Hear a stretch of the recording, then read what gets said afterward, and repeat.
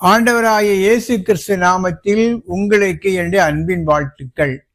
உங்கள் சிந்தனைக்கு என்கிற என்னுடைய யூடியூப் செய்திகள் விசுவாசிகள் வசனத்தை நன்கு கற்றுக்கொள்ளவும் புரிந்து கொள்ளவும், அடிப்படையான இறையியல் கோட்பாடுகளை தெரிந்து கொள்ளவும், அதில் அவர்களை ஊக்குவிக்கும்படியாக இந்த செய்திகளை நான் உங்களுக்கு வழங்கி வருகிறேன்.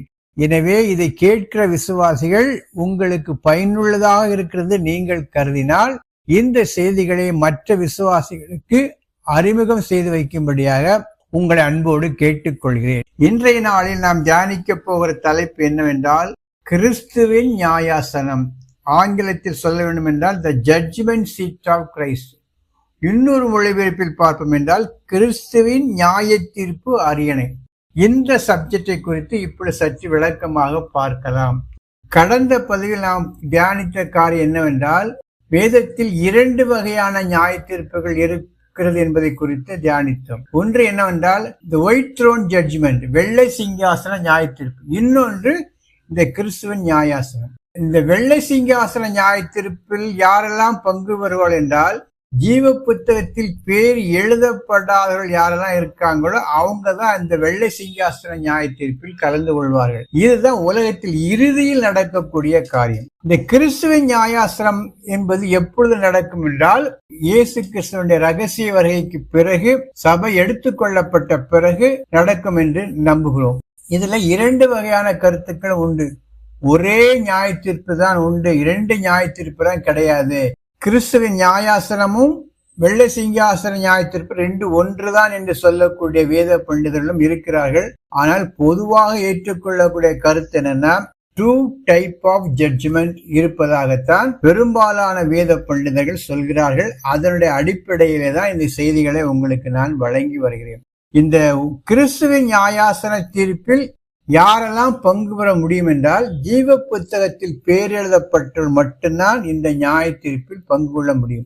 இப்பொழுது அதை பற்றியுள்ள வேத ஆதாரங்கள் எதுவென்றால், 1 கொரிந்தியர் புத்தகம் 3வது அதிகாரம் 11 முதல் 15 வரை உள்ள வசனங்கள், 1 கொரிந்தியர் 4வது அதிகாரம் 3 முதல் 5 வரை உள்ள வசனங்கள், 2 தீமோத்தேயு 4வது அதிகாரம் 7, 8, 1 பேதுரு 5, 4, யாக்கோபு 1:12, வெளிப்படுத்தின விசேஷம் 22:12. இந்த வேத வசனங்கள் அடிப்படையில் ஆதாரத்தில் இந்த செய்தியை உங்களுக்கு நான் பகிர்ந்து அளிக்கிறேன். இந்த ஜட்ஜ்மெண்ட் சீட் அல்லது கிறிஸ்துவின் நியாயாசனம் என்பதை கிரேக்க மொழியில் பீமா என்று அழைக்கிறார்கள்.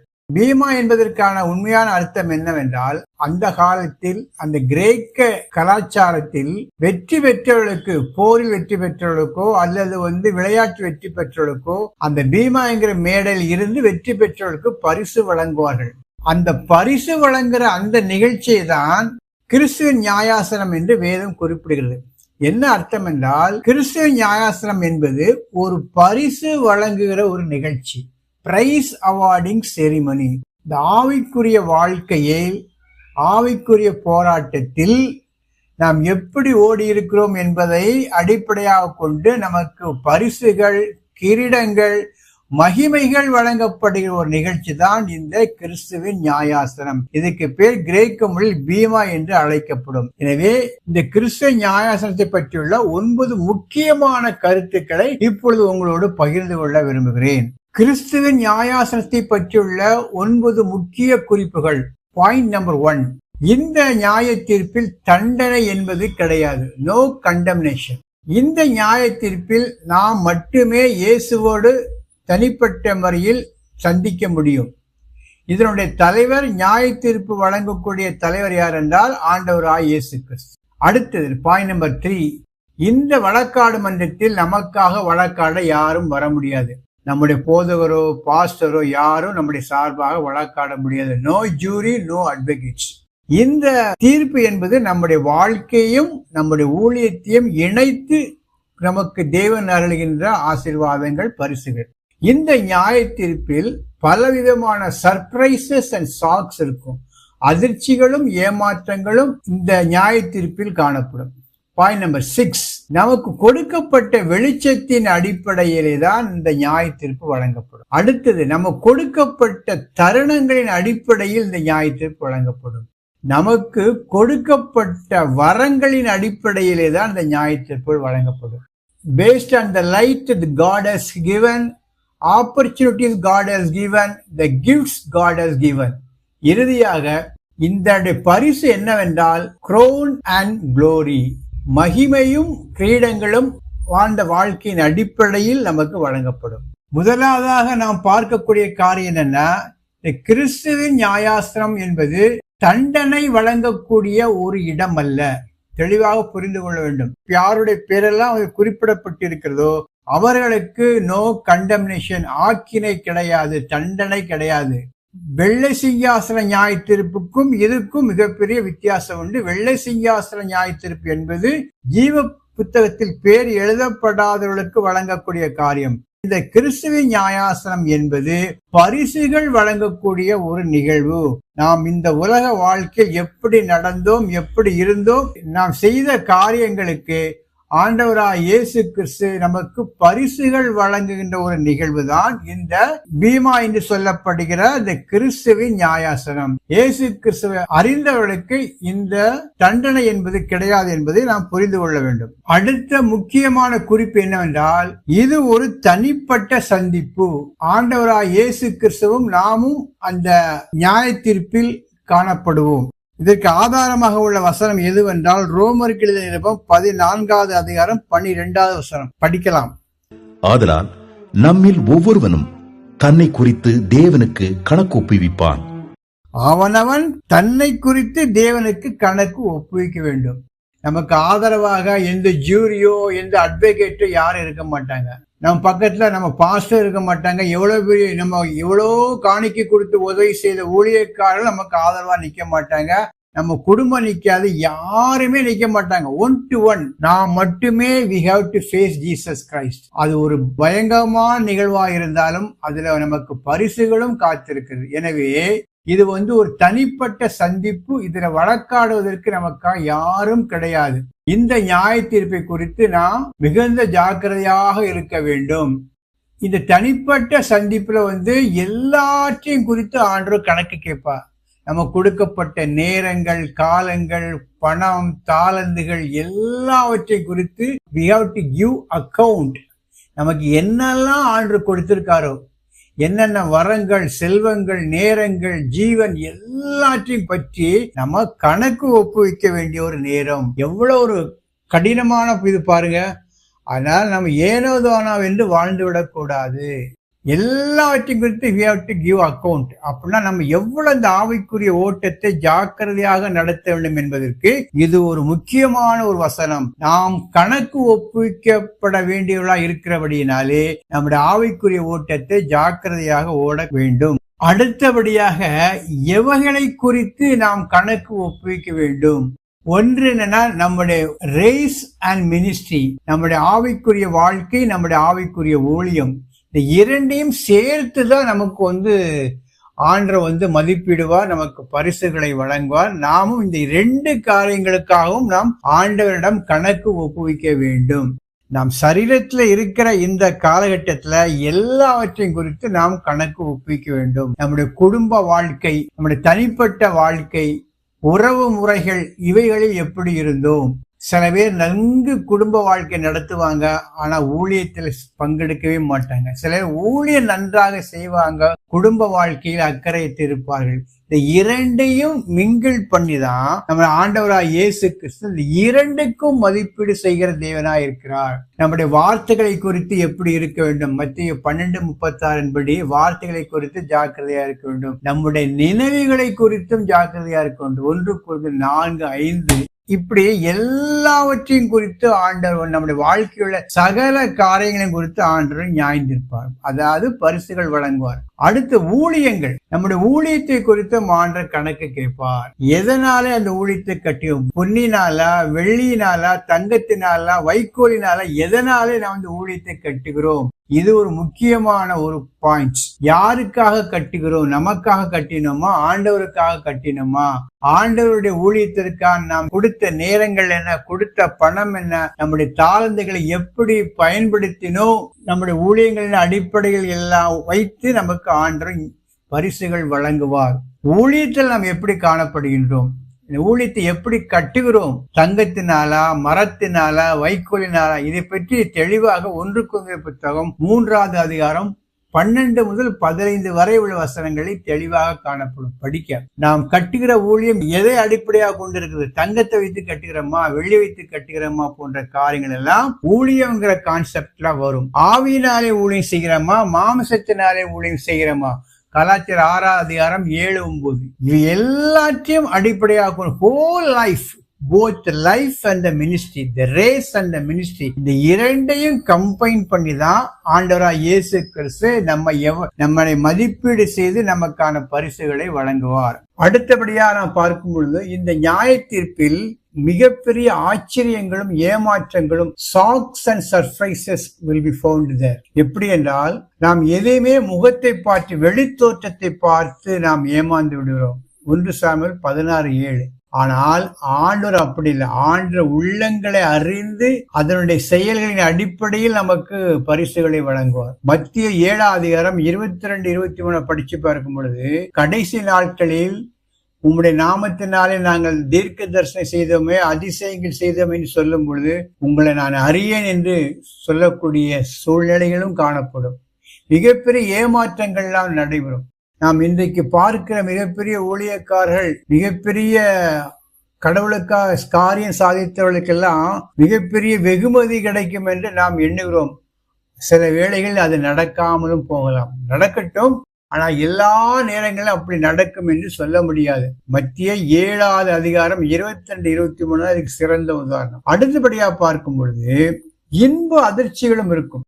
ஒரு சின்ன காரியத்தை ஒருவன் செய்திருந்தால் கூட அதற்கும் பலன் கிடைக்கும். மத்திய 10:42 பார்க்கும் பொழுது, ஒரு ஊழியக்காரன் என்கிற ஒரு நாமத்து நிமித்தம், சீசன் என்கிற நாமத்து நிமித்தம் ஒருவனுக்கு ஒரு கிளாஸ் தண்ணீர் கொடுத்தா கூட அதுக்கேற்ற பலன் கிடைக்கும். அப்படி என்றால் நாம் செய்கிற சின்ன சின்ன காரியங்களுக்கெல்லாம் நமக்கு அவார்டு கிடைக்கும் என்று எண்ணும் பொழுது மிகப்பெரிய ஆச்சரிய இன்ப அதிர்ச்சிகளா இருக்கும். அடுத்தபடியாக மறைமுகமாக நாம் செய்யக்கூடிய எல்லா காரியங்களுக்கும் கடவுள் வெளியரங்கமாக பதிலளிப்பார். மத்திய 6:4 நாம் மறைமுகமாக செய்கிற தியாகங்கள், அர்ப்பணிப்புகள், பாடுகள் இவைகளுக்கெல்லாம் பரலோகத்தில் ஆண்டவர் வெளியரங்கமாக பதிலளிப்பார்.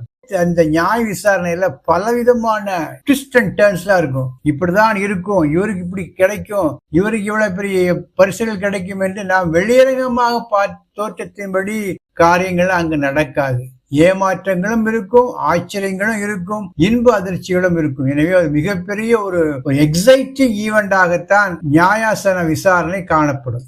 அடுத்தபடியாக இந்த நியாய விசாரணை எதனுடைய அடிப்படையில் நடக்கும் என்றால் 3 காரியங்கள் அடிப்படையில் நடக்கும் என்று சார்ல்ஸ் ஸ்டான்லி என்கிற மிகப்பெரிய எழுத்தாளர், வேத பண்டிதர் கூறுகிறார். தேவன் நமக்கு கொடுத்த வசன வெளிச்சத்தின் அடிப்படையில், நமக்கு தேவன் அருளிய தருணங்களின் அடிப்படையில், 3வது தேவன் நமக்கு கொடுத்த தாளந்துகள், வரங்களின் அடிப்படையில், the light that God has given, the opportunity that God has provided and the gifts that God has given. இந்த 3இன் அடிப்படையில் நாம் எப்படி செயல்பட்டோம் என்பதை வைத்துதான் அவருடைய நியாய விசாரணை இருக்கும். நமக்கு பரிசுகள் வழங்கப்படும். லூக்கா 12வது அதிகாரம் 47, 48 படிச்சு பார்க்கும் பொழுது இது நமக்கு தெளிவாக தெரியும். நமக்கு எப்படிப்பட்ட வெளிச்சத்தை கொடுத்திருக்கிறார், அந்த வெளிச்சத்தின்படி நம்ம நடந்தோமா, அதுக்கு உண்மையாக இருந்தோமா, கீழ்ப்படிந்தோமா என்கிற அடிப்படையில் நமக்கு பரிசுகள் வழங்கப்படும். நமக்கு கொடுக்காத ஒரு வெளிச்சத்தை குறித்து,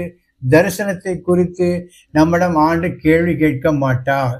நமக்கு என்ன வெளிச்சம் கொடுக்கப்பட்டிருக்கோ அதனுடைய அடிப்படையிலே தான் கடவுளுடைய நியாய விசாரணை இருக்கும். அடுத்தது என்னன்னா, நமக்கு கொடுக்கப்பட்ட தருணங்கள், the opportunities God has given, எந்தெந்த வாய்ப்புகள் நமக்கு கொடுத்திருக்கிறாரோ அதை எப்படி பயன்படுத்துகிறோம், அதனுடைய அடிப்படையிலே தான் நமக்கு பரிசுகள் வழங்கப்படும். நமக்கு வழங்காத ஒரு தருணங்களை கொடுத்து, நான் இப்படி கடவுள் எனக்கு வாய்ப்பு கொடுத்திருந்தால் இப்படி ஆயிருப்பேனே, இந்த சான்ஸ் கிடைச்சிருந்தா இவ்வளவு பெரிய காரியங்கள் சாதிச்சிருப்பேனே என்பதெல்லாம் புலம்புவதை விட்டு நமக்கு கைக்கு வாய்ச்சது எதுவோ, கைக்கு என்ன கடவுள் கொடுத்திருக்கிறாரோ அதனுடைய அடிப்படையில தான் நியாய தீர்ப்பு இருக்கும். அருமையான ஒரு காரியம். நம்ம அதை செய்ய முடியலையே, இதை செய்ய முடியலையான்னு சொல்லி ஒரு ஆதங்கம் இருக்கும். ஆனா வாய்ப்பை கருத்து கொடுத்திருக்கவே மாட்டேன், இதெல்லாம் கொடுத்திருந்தா நான் செஞ்சிருப்பேனேன் என்று புலம்பக்கூடிய அநேக நேரங்கள் வரும். ஆனால் அப்படி இல்லை. நமக்கு என்னென்ன வாய்ப்புகள் தந்திருக்கிறாரோ அதை எப்படி செயல்படுத்துகிறோம், எப்படி நடத்துகிறோம் என்பதை பற்றி தான் நமக்கு நியாய தீர்ப்பு பரிசுகள் வழங்கப்படும். இதை குறித்து மத்திய 25வது அதிகாரம் 14 முதல் 30 வரை உள்ள வசனங்கள் தாளந்துகளை குறித்து, 1 தாளந்தோ 2 தாளந்தோ 5 தாளந்தோ இவளை குறித்து தெளிவாக ஆண்டு சொல்லியிருக்கிறார். அடுத்ததான் தாளந்துகளை குறித்து, இந்த வரங்களை எப்படி பயன்படுத்துகிறோம், 1 தாளந்து வச்சவன் எப்படி பயன்படுத்துறான், 2 தாளந்து 3 தாளந்து, தாளந்தே இல்லாதவன் யாரும் கிடையாது. ஒவ்வொருவருக்கும் ஒரு தாளந்து கிஃப்ட் கொடுத்திருக்கிறார். அந்த கிஃப்டை நம்ம எப்படி பயன்படுத்துகிறோம், இதனுடைய அடிப்படையிலும் நமக்கு நியாய தீர்ப்பு பரிசுகள் வழங்கப்படும். 1 தாளந்து வச்சுட்டு அந்த தாளந்து எப்படி பயன்படுத்துகிறோம் என்பதை பற்றி தான் பிரச்சனை தவிர 10 தாளந்து இருந்தாலும் 8 தாளந்து பிரயோஜனப்படுத்தி 2 வேஸ்ட் பண்ணாலும் அதுதான் லாஸ். 100க்கு 100 நம்முடைய தாளந்துகள் எப்படி பயன்படுத்துகிறோம், 1, 2, 3, 5 கொடுத்த கிஃப்ட்ஸின் அடிப்படையில், தாளந்தின் அடிப்படையில் நமக்கு பரிசுகள் வழங்கப்படும். நமக்கு கொடுக்கப்பட்ட வெளிச்சத்தின் அடிப்படையில், கொடுக்கப்பட்ட வாய்ப்புகளின் அடிப்படையில், கொடுக்கப்பட்ட வரங்களின் அடிப்படையில் 3ஐயும் கம்பைன் பண்ணி தான் நமக்கு பரிசுகள் வழங்கப்படும்.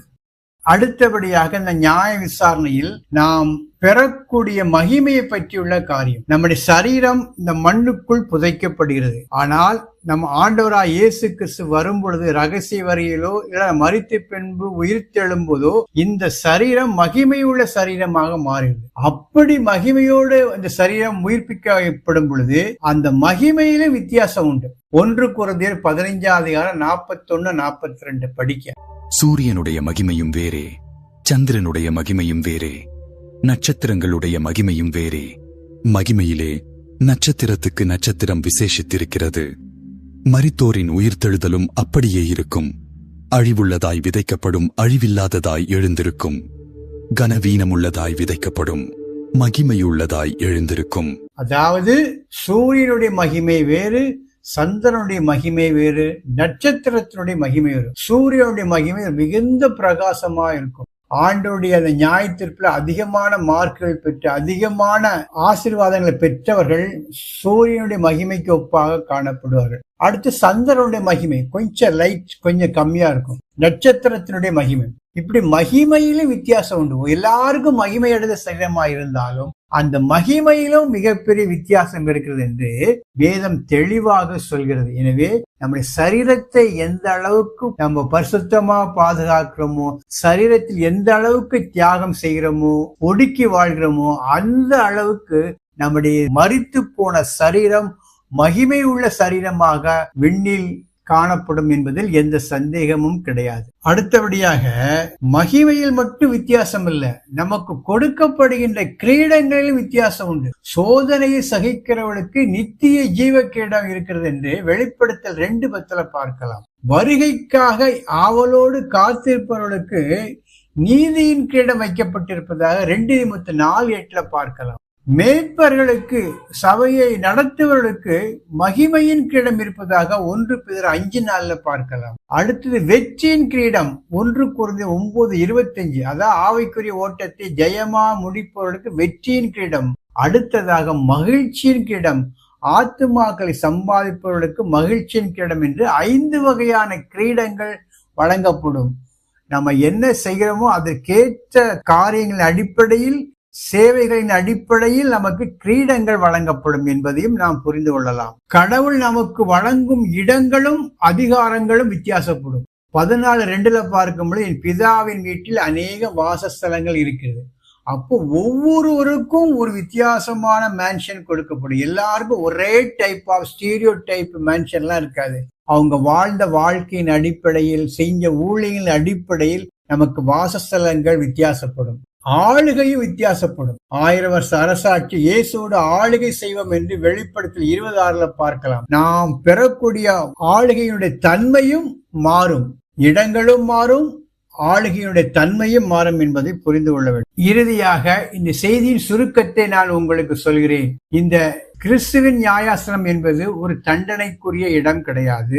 அதில் நாம் மட்டும்தான் தேவனோடு விசாரணைக்காக செல்ல முடியும். நமக்கு கொடுக்கப்பட்ட வெளிச்சம், ஆப்பர்ச்சுனிட்டிஸ், தாளந்துகள் இவைகளின் அடிப்படையில் நியாயத்தீர்ப்பு வழங்கப்படும். நாம் பெறப்போகிற மகிமையும் வித்தியாசப்படும், பெறப்போகிற இடங்களும் ஆளுகையும் வித்தியாசப்படும், நாம் பெறப்போகிற கிரீடங்களும் வித்தியாசப்படும். எனவே இவ்வளவு ஆச்சரியமான அவார்டுகளும் பரிசுகளும் கிரீடங்களும் நிறைந்த நாம் பெறப்போகிற அந்த வாழ்க்கையை நாம் எண்ணி பார்க்கும் பொழுது ஒரு முக்கியமான காரியத்தை புரிந்து கொள்ள வேண்டும். தாளந்துகளை புதைத்து வைக்க கூடாது. தேவனுக்காக மட்டும் வாழ வேண்டும். மறைவிலும் விசுவாசமாக நடக்க வேண்டும். ஆண்டோட வருகையை ஆவலோடு எதிர்பார்க்க வேண்டும். இந்த காரியங்கள்லாம் நாம் செய்தால் நிச்சயமாக நமக்கு மகிமையும் பிரகாசமா இருக்கும், ஆளுகையும் சிறப்பாக இருக்கும், நாம் பெறப்போகிற இடமும் சிறப்பாக இருக்கும். கர்த்தர் இந்த செய்தியை ஆசீர்வதிப்பாராக. இந்த செய்திகள் உங்களுக்கு பிடித்திருக்கும் என்றால் லைக் பண்ணுங்க. இந்த ஊழியத்திற்காக ஜெபித்துக் கொள்ளுங்கள். கர்த்தருடைய பரிசுத்த நாமம் மகிமைப்படுவதாக. கர்த்தருடைய பணியில் எசேக்கியேல் சண்முகவேல்.